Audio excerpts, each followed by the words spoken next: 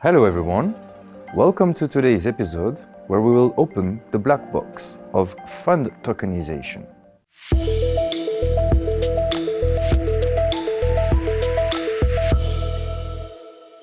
So there are basically two ways to tokenize funds. Either you take an existing fund and you create a tokenized special purpose vehicle, so-called SPV, or you can natively tokenize a new fund.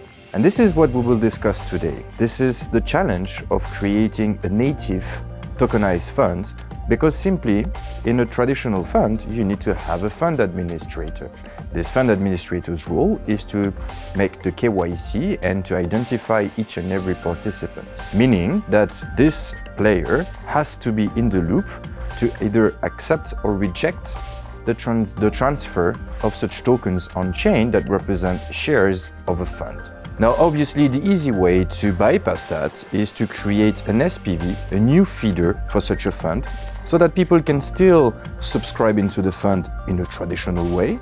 They can subscribe in fiduciary via their bank or through tokens via this SPV.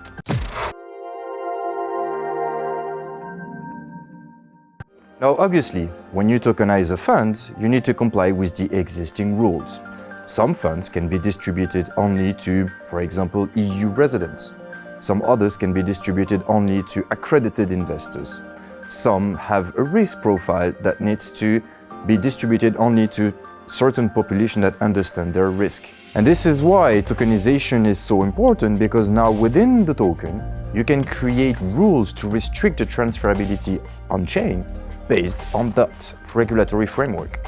So fund administrators today should actually embrace that and propose that to their clients in order to broaden the distributability of such funds. We believe this is the next step, and this is what we will see in the coming months and years. So the fund manager and the fund administrator still have the same responsibilities when the fund is natively tokenized, or whether you have a new feeder that is a tokenized SPV. But the beauty here is that now you can have interoperability with the rest of the token economy, yet enforcing compliance in the same way as we always did.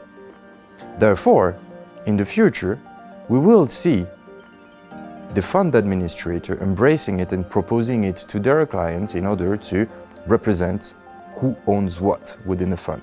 So this is an extremely good way for this industry to actually take a leap forward into digitalization.